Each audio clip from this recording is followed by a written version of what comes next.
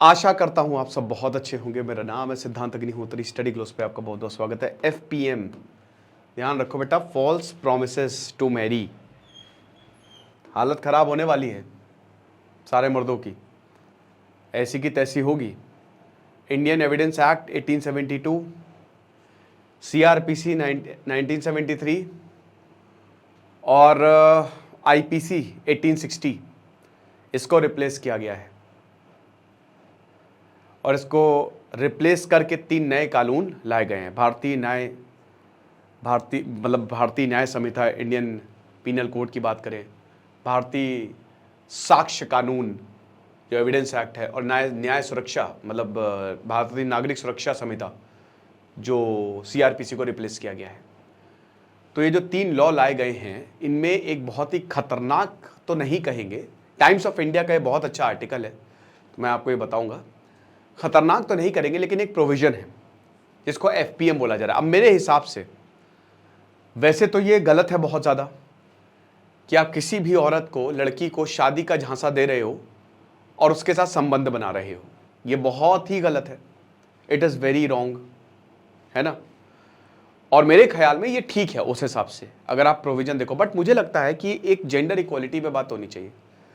ऐसी बहुत सारी औरतें हैं, ऐसी बहुत सारी लड़कियां हैं जो आदमियों को भी झांसा देते। सेक्स नहीं करती वो, कोई नहीं, ठीक है, वो उस चीज़ के लिए नहीं, लेकिन हाँ वो बाकी सारे प्रिविलेजेस उनसे लेती हैं, ठीक है। और वो कहती है कि तुम्ही से शादी होगी, तुम्ही से शादी होगी, एंड मोमेंट पे शादी नहीं होती। तो मेरे ख्याल में वैसे ही मर्द बहुत पीड़ित है। लेकिन देखिए, ये कानून जो है औरतों को बहुत ज़्यादा सशक्त करता है, और मुझे लगता है ये ठीक भी है, ये ज़रूरी है। हमारे समाज में औरतों की हालत दयनीय है, बुरी नहीं है, दयनीय है, तो वो ठीक है। लेकिन थोड़े बहुत मर्दों को भी मेरे ख्याल में देना चाहिए, यहाँ पे उनको भी कुछ प्रावधान दें आप। क्योंकि देखिए, अब जैसे दीपिका भारद्वाज एक एक्टिविस्ट है, मेंस राइट एक्टिविस्ट है और लॉयर है, तो ऐसे बहुत सारे उन्होंने केसेस बताए हैं जब कानून का गलत इस्तेमाल होता है और आदमियों को फंसाया जाता है। तो मेरे ख्याल में उस पर भी ध्यान देने की ज़रूरत है कहीं ना कहीं।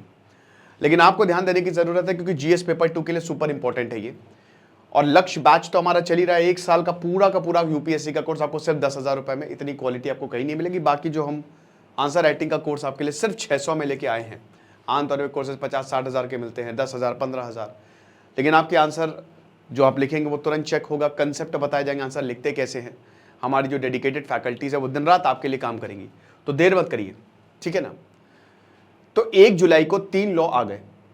अब 3 लॉ में कुछ नए ऑफेंस जो हैं वो जोड़े गए हैं। हालांकि ज़्यादातर आप देखोगे तो वही है कि old wine in new bottle, तो पुराने लॉज को ही उसके सेक्शन बदल दिए हैं, लेकिन कुछ चीज़ों में बदलाव बहुत ज़रूरी है जो किया गया है। तो रिवाइज्ड कोड की बात करें तो जो नंबर ऑफ सेक्शंस है वो 511 से 358 तक आ गए हैं, और 21 नए ऑफेंसेस इसमें ऐड किए गए हैं। एक जो नया ऑफेंस है, जो सेक्शन 69, काफ़ी ज़्यादा भारतीय न्याय संहिता, जो इंडियन पीनल कोड है, भारतीय न्याय संहिता का 69, सेक्शन 69 को काफ़ी ज़्यादा डिबेटेबल है। ये इसमें काफ़ी ज़्यादा बहस छिड़ गई है। क्या बहस है? ये sexual intercourse by employing deceitful means, मतलब धोखा दिया, मुझे धोखा दिया,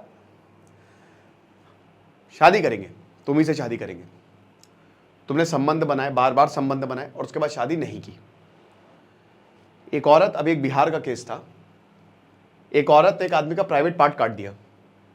क्यों? क्योंकि इसे बार बार संबंध बनाए गए, शादी का झांसा दे गए। मेरे ख्याल में ये सही है, क्योंकि ऐसे बहुत सारी औरतों की उनकी आबरू से खिलवाड़ होता है, उनकी भावनाओं से खेला जाता है, और आदमी तो कई बार छुपा देते हैं कि हमारी शादी हुई है। उस हिसाब से ये लॉ ठीक है, लेकिन इसको आप प्रूव कैसे करेंगे? हो सकता है कि औरतें इसको टूल बना लें, इस पे डिबेट है। तो अभी अगर बात करते हैं तो सेक्शन 69 एफपीएम है ना, false promising marriage, false promise of marriage की बात करता है। तो ये एक सेपरेट ऑफेंस है। पहले इसको एक क्लब, रेप के साथ क्लब किया जाता था, धोखाधड़ी के साथ क्लब किया जाता था, लेकिन अब इसको एक सेपरेट ऑफेंस बना दिया गया है। Making promise to marry to a women without any intention of fulfilling the same, कि शादी तो की है शादी की बात बोली है, प्रॉमिस किया है कि तुम ही से ही शादी करेंगे, जन्मों जन्मों तक हमारा साथ रहेगा। लेकिन वो किस चीज का अभी साथ चाह रहा है? वो बस उसके साथ संबंध बनाना चाह रहा है, सेक्सुअल इंटरकोर्स करना चाह रहा है। तो ये पनिशेबल है, फाइन होगा और इसमें 10 साल तक की सजा हो सकती है। तो बेटा बहुत समझ जाओ, बहुत ज्यादा समझ जाओ। जो लड़के बहुत भोले होते हैं ना, काम तो कर दोगे तुम, उसके बाद जिंदगी भर पछताओगे कि मैंने क्यों किया ऐसा। तो इसीलिए बहुत ध्यान से चलना, क्योंकि ये लॉ इन सारी चीजों से डील करता है। तो लॉ जो है वो जो मैरिज के, अब एक तरीके से ये सेंसरशिप हो गई, ये आर्टिकल कहता है, मतलब कहीं ना कहीं डर बैठ गया। और मैरिज के बाहर, शादी के बाहर आप संबंध नहीं बना सकते, स्पेशली भाई आप, क्योंकि डर तो है ही है भाई। जितने भी ये लोग सुन रहे होंगे वो डर का माहौल तो है कि भाई ऐसा, लेकिन ये गलत नहीं है। अगर आप देखो, धोखा देना तो मतलब बिल्कुल सही है, ये मैं इससे एकदम सहमत हूं। लेकिन वही मैंने बताया ना कि इसको कैसे अप्लाई किया जाएगा। ये एक, जैसे मैरिटल रेप की बात होती है, मैरिटल रेप भारत में रेप नहीं माना जाता, जो कि मेरे हिसाब से बहुत गलत है। लेकिन बात घूम फिर के वही आ जाती है कि आप उसको प्रूव कैसे करेंगे, ठीक है ना। तो यहां पे फिर अगेन हो सकता है वही कि जैसे 498A डाउरी का बहुत जरूरी है। अभी मैं एक केस देख रहा था, इतना दहेज मांगा, मछली नहीं मिली तो ऐसी की तैसी, क्राइम अफेयर्स में मैं लेक्चर करूंगा, डिस्क्रिप्शन बॉक्स में क्राइम अफेयर्स का लिंक दिया है। मछली नहीं मिली तो पूरी बारात तबाही मचा दी, खत्म कर दिया, दूल्हे ने पीट दिया। ये हिसाब किताब है, तो गलत है। लेकिन कई औरतें इसका गलत फायदा भी उठाते इस कानून का। तो वही बात है, यहां पे घूम फिर के बात वही आ बात है, यही डिबेटेबल है। तो अब ये जो FPM, false promise to marry, अब मैं जितने भी आगे जो PPT है उसको मैं FPM ही यूज करूंगा। तो दिस इज अ एग्जाम्पल, तो अब देखना पड़ेगा ये। अब ये पुराना ऑफेंस है, जुडिशरी जैसा कि हमने बताया कि इसको रेप में ही रखती है, ठीक है ना, कि अगर आप इस तरीके का काम कर रहे हो तो रेप है। और इसको सेक्शन 415 जो कि एक धोखेबाज का, क्योंकि जैसे प्रॉपर्टी ऑफेंस हो गया, सेक्सुअल कंसेंट, ये ऑफेंस पहले भी था, लेकिन ये सेपरेट ऑफेंस नहीं था। इसको क्लब किया जाता था, धोखाधड़ी के साथ क्लब किया जाता था, या फिर रेप के साथ क्लब किया जाता था। लेकिन अभी ये एक सेपरेट ऑफेंस है। तो जो ट्रेडिशनल रेप लॉज है उससे बिल्कुल अलग है, बिल्कुल इतर है, ठीक है। तो ये चीज है। अब प्रैक्टिकलिटी पे बात आएगी ही आएगी यहां पे। प्रीवियस जुडिशियल इंटरप्रिटेशंस क्या हुए हैं उस पर भी बात आएगी यहां पे, राइट। तो कोर्ट्स जो है, दो फैक्टर्स की यहां पे बात की है, अब ध्यान से सुनिएगा। पहला, for the whether the women's consent was influenced by false promises of marriage, कि ऐसे जैसे आप एक किसी से मिले आप, ठीक है, नेचर ने हमको खाना खाना है और हमको अपने मतलब जो अपने आप को सरवाइव करना है। सरवाइव करने के लिए क्या, खाना खाना जरूरी है, तो इसीलिए खाने के पीछे हम भागते हैं। रोटी जरूरी है हमारे लिए, कपड़ा जरूरी है, मकान जरूरी है, बेसिकली खाने के लिए, क्योंकि खाना आपकी बॉडी के लिए इंपॉर्टेंट है। दूसरा, आप जिंदगी भर, मतलब जिंदगी भर क्या, आप जीवित रहें। अब जीवित आप कैसे रहेंगे, कैसे रहेंगे, अपनी इंफॉर्मेशन पास ऑन करके। तो इसीलिए संबंध बनाते हैं, बच्चा आता है, सेक्सुअल इंटरकोर्स होता है, ताकि अब आप, भले ही आपकी मौत हो गई, बट आप जिंदा हो उस बच्चे में, क्योंकि आपके जीन्स उसमें है। ये ऐसे ही जो है वो अपने आप को, मतलब जनरेशन, दुनिया ऐसे ही चल रही, जनरेशन जो है वो ऐसे ही चलती है, ठीक है ना। तो अब होता क्या है कि जब मिलते हैं, मेन एम तो यही है कि जनरेशन आगे बढ़ाना, अगर आप बायोलॉजी में देखो। लेकिन आप मिल रहे हो, आप बात कर रहे हो, और उसके बाद भैया क्या है कि संबंध बनाने हैं। अब अगर लड़की हिचक रही है तो आप बोलोगे नहीं, उसको एकदम बोतल में उतार के बोलोगे पक्का शादी करेंगे, और उसके बाद फिर आप उसके साथ आप कंसेंट लेके उसके साथ संबंध बनाओगे। तो सबसे पहली तो ये चीज हो गई। सेकेंड जो है, अब जो whether the promise was inherently unfulfillable और intentionally false from the outside. तो यहां पे जो प्रॉमिस है, क्या वो अनफुलफिलेबल था, यानी कि वो कभी पूरे ही नहीं हो सकता था, या फिर शुरुआत से ही आपने झूठ बोला। इन दो चीजों पे कोर्ट जो है इन दो फैक्टर्स को एसेस करेगा, ठीक है ना, कि आखिरकार क्या है, आपने फॉल्स प्रॉमिस किया, झूठा ही बोला, या फिर ये हो ही नहीं सकती थी, जबरदस्ती प्रॉमिस किया गया। ओके, अब देखो, one can not be penalize if a relationship breaks. भाई ऐसा तो है नहीं, मान लो कि कुछ भी नहीं हुआ, अब हम जेन्युइन है, जेन्युइन भाई, अनफुलफिलेबल का मतलब यही है कि भाई किसी ने शादी का वादा किया, जेन्युइन वादा था कि हम दोनों एक दूसरे से शादी करेंगे। 80 to 90% केसेस में ऐसे ही होता है कि हम दोनों एक दूसरे से शादी करेंगे, प्यार है ना, प्यार हो गया।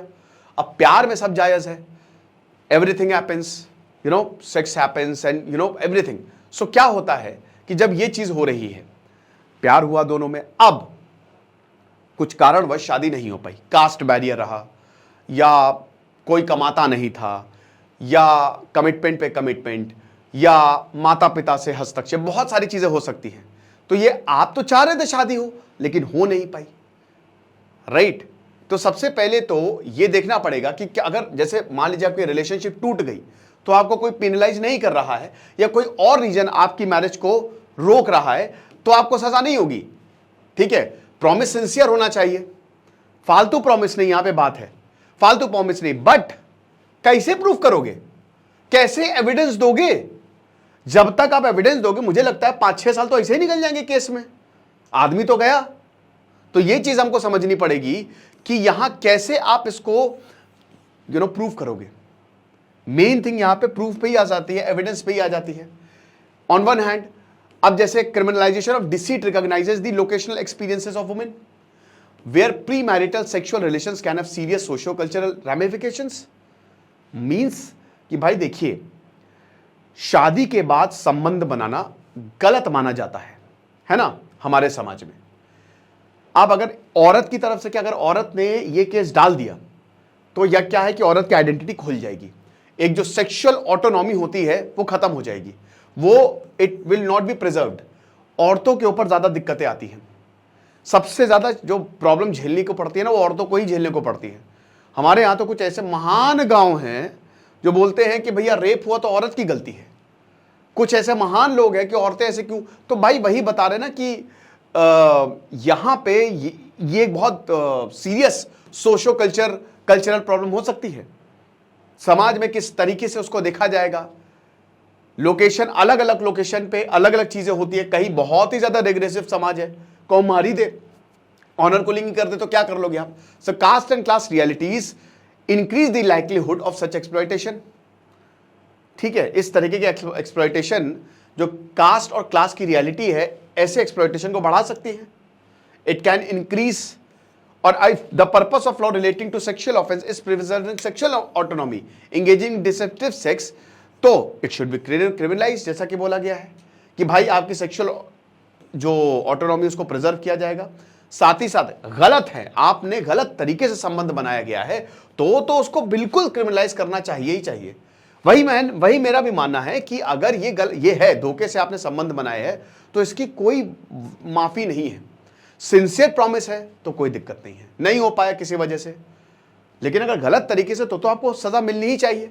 अब इसके लिए डेफिनेटली इलेक्ट्रॉनिक एविडेंस अब तो मान्य होंगे, पहले तो व्हाट्सएप के एविडेंस माने भी नहीं जाते थे, अब तो मान्य होंगे, ये चीज है। तो एफपीएम केसेस जो है, ये चैलेंज है ना, क्योंकि देखिए यहां पे मैरिज को क्या, शादी को बोला जाता है कि एक कंसेंट है, शादी कर ली तो संबंध बनाने का कंसेंट है, यही है, ठीक है ना। तो यहां इंटरकोर्स के लिए अगर आप किसी को डिसीव कर रहे हैं तो वो तो एक तरीके से गलत है, बट पर्टिकुलर ऑफेंस को, मतलब इसमें पर्टिकुलर ऑफेंस मानना इसको, तो ये थोड़ा सा दिक्कत है, जहां पे मैरिटल रेप को अभी तक क्रिमिनलाइज नहीं किया गया है। तो अगर इसको क्रिमिनलाइज किया जा रहा है तो भाई इसको क्यों नहीं क्रिमिनलाइज किया जा रहा है, ये भी हमको समझना पड़ेगा, ठीक है ना। तो कोर्ट्स जो है इन प्रीमैरिटल सेक्स जो भी यहाँ पे मान रही है यहाँ पे कोर्ट, और जो भी जितने भी सेक्स है आउटसाइड द मैरिज इमोरल है, इससे तो यही लग रहा है, क्योंकि प्रूफ करना तो आसान है, यहाँ पे मुकदमा जो है वो डाला जा सकता है। और फिर जेंडर इक्वालिटी के भी खराब है, खिलाफ है आर्टिकल 14 और आर्टिकल 21, क्योंकि जो राइट स्पिरिट ऑफ इक्वालिटी है, सेक्सुअल ऑटोनॉमी है, ये आपके संविधान के इस आर्टिकल के तहत प्रोटेक्टेड है। अब यहाँ पे सारी की सारी राइट्स आपको औरत को ही दे रहे हैं, आदमियों को कुछ नहीं है। तो एक तरीके से जेंडर इक्वालिटी के भी, मतलब इस पर भी डिबेट चल रही है कि इसके भी जा रहा है, लेकिन यहाँ पे हमको समझना पड़ेगा जो 69 है वो कुछ प्रॉब्लम्स हैं, ठीक है ना। अब देखिए यहां पे दो इंपॉर्टेंट क्वेश्चन है जो कि ओपन है सबके लिए। Should sexual consent be contingent upon a promise to marry? अगर शादी करनी है तो क्या इसी पे हमको ध्यान होना चाहिए? अगला सवाल, does it warrant recognizing the correlation between promise of marriage and sexual consent as legitimate grounds for prosecution? तो जो प्रोसिक्यूशन होगा तो क्या इसी को ही देखा जाना चाहिए कि सेक्सुअल कंसेंट और promise of marriage, by promise of marriage किया, बहुत सारी चीजें हो सकती है ना। क्यों हम बात ना पड़े कास्ट पे, क्यों हम बात ना करें जो ऑनर किलिंग हो रही है, क्यों हम बात ना करें जो समाज पूरी जोर लगा देता है कि लव मैरिज ना हो, इस पे भी बात होनी चाहिए। ये भी क्रिमिनलाइज होना चाहिए, क्यों? तो ये है। बाकी आपको क्या लगता है आप मुझे कमेंट बॉक्स में ज़रूर बताइएगा। तो ये लेक्चर था और काफ़ी इस पर डिमांड भी आ रही थी मुझे, सर इस पर लेक्चर बनाइए, तो थोड़ा सा ध्यान से इस समय, ठीक है, जो भी आप निर्णय लें थोड़ा सा ध्यान से लें। बाकी आप हमारे कोर्स को ज़रूर अवेल करिएगा। Thank you so much.